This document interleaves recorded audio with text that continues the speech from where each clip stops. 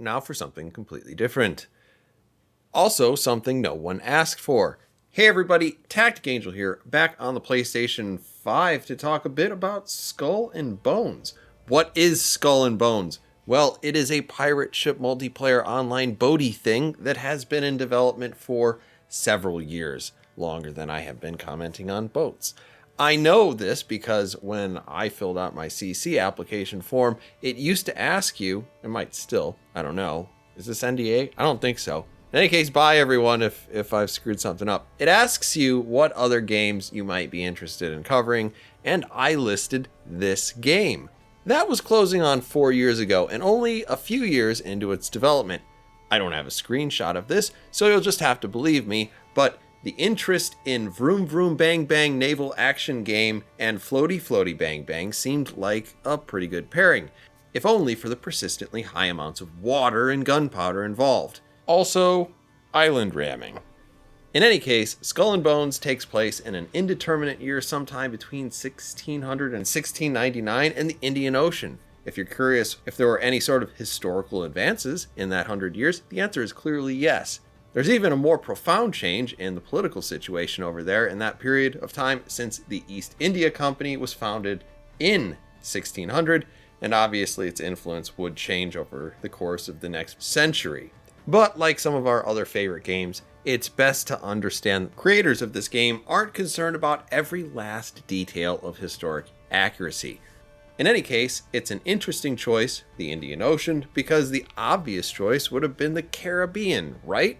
That's kind of the place for pirates. Even Disney managed to make a couple of good movies in the area, and then a few more after that. Truth of the matter is, piracy kind of exists anywhere that ships float by and there's not enough order to stop people from trying to steal from them. In recent memory, we can of course recall the Tom Hanks movie, I never saw it, but you know, the I'm the Captain Now film. That took place off the coast of Somalia, which has kind of been the place to be a pirate towards the turn of this century, provided that SEAL Team snipers don't show up. But it happens elsewhere too.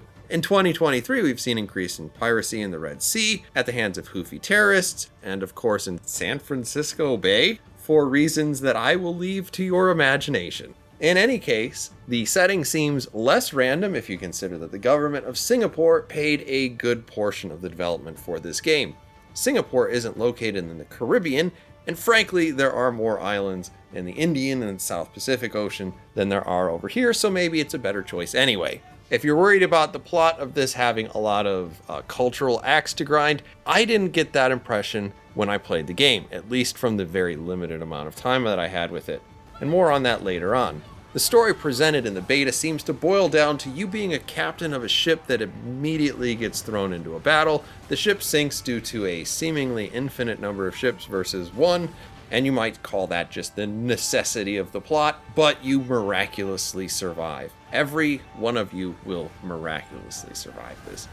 Looking into a puddle of water, you get the experience of the character creator, where you can customize your player to look like you if you are one of a very small handful of people on this earth that look anything like the 6 faces that exist here.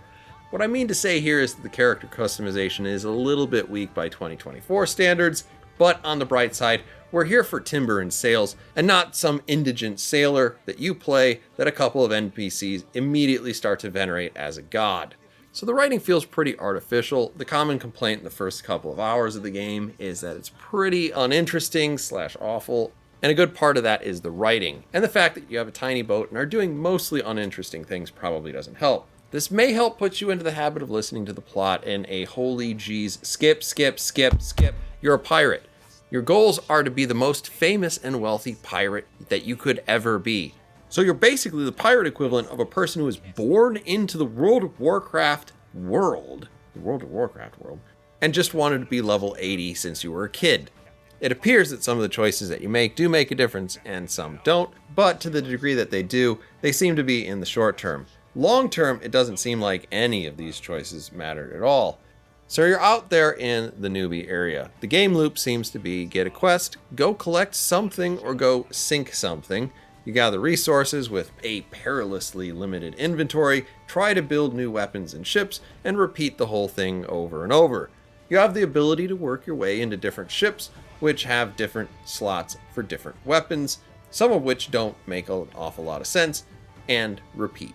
If you get bored, you can pick a fight with whoever you want. You'll gain effectively Grand Theft Auto stars for a few minutes, and then go back to normal. Now, I'd said I'd return to the length of my playing time earlier. The beta that I participated in was limited to just 6 hours of gameplay. Seems a bit sus.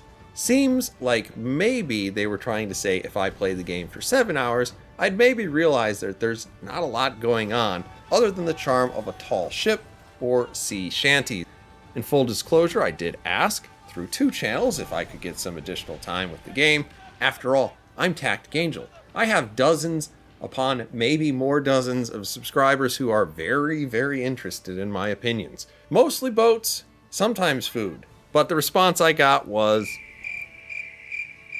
Anyway, first of all, you're going to have to sing Spanish Ladies to really pique my interest in sea shanties, which never happened, at least in the time that I played.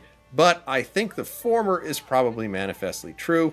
There's not a lot going on here. This game loop isn't very deep. This very much appears to be the reworked version of a game that we were initially promised, and it comes from the developers who made Watch Dogs, The Division, For Honor, and Rainbow Six Siege. Truthfully, I wasn't expecting that much from this project, because it started out as an inexplicably dense online poll that asked, following the success of Assassin's Creed Black Flag, hey players, would you maybe be interested in a game that wasn't in this franchise and that was about pirate boats and shooting stuff?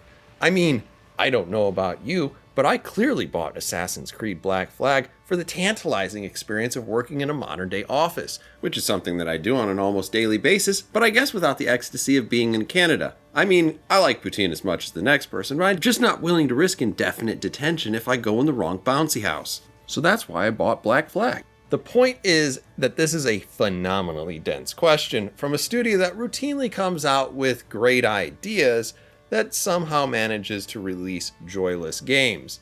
Do you want to be a do-gooder, hack in a GTA-style open world? You will right up until the time you played Watch Dogs.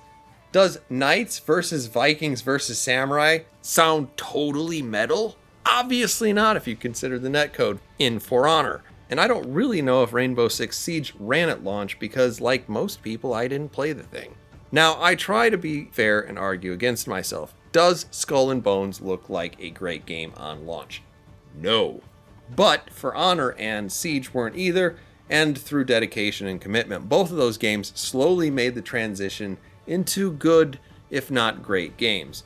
I'm not sure you can say the same about The Division, and the original Watch Dogs existed too far in the past to have ever been rescued by post-launch patchcraft. So, what do I make of Skull and Bones? Similar to other games that have spent 2 or 3 times longer in development than can be possibly justified, it's gonna be kind of a middling title at launch. Will I play it? Probably yes. But that owes a lot more to the fact that the game features ships with sails, cannons, and other even less realistic weapons. But when I'm not reading the federal tax code, naval history, or playing World of Warships, I'm generally doing something even more relaxing. I have a completely unjustifiable amount of time playing Red Dead Redemption Online, an activity that is equal parts herb picking simulator and horse riding hypnosis. I also have a fondness for No Man's Sky, which is a game so chill that it made my top 3 most played games every year since it has been released in Sony's year-end review. And I'd forgive anyone who'd say there's still nothing to do in it, even though they're wrong. Barely. And in a surprise to absolutely no one who has ever watched any of my videos before, I love movies like Master and Commander. So obviously the visuals and the uniqueness of its setting can almost carry the game on its own. From what I've seen, it's not a specifically bad game, and from there my disappointment be my own. In short, I think Skull and Bones is not going to be that impressive on launch, but if they stay with it for at least 6 months or a year, which they have signaled some interest in doing, I think it has the capacity to be quite fun. If Ubisoft hangs in there as long as they have with For Honor, I actually expect this game to eventually be great. I am a bit sad that the ship-to-ship combat is a little bit of a step backwards from Black Flag, but it's always possible that that will improve. Cannons don't shoot sideways, guys. And I'm a bit concerned that there's going to be some division like Dark Zone for unlimited PvP with ultimately very little purpose for being there, and at the end of the day, I'll probably get it simply because there's nothing else like it. Maybe I'll give you some updates about how the game goes over time, but in spite of this unexpected review, you shouldn't anticipate that I'll be sacrificing a lot, or any, of my World of Warships content to cover this particular game. In any case, if you want to get a taste of this game for yourself, there is an open beta starting today or tomorrow, depending on like what time it is for you right now. Don't take my word for it if you don't want to. You can download it and try it yourself. These are just my thoughts. Let me know what you guys think in the comments below. And of course, I'll see you on the next one.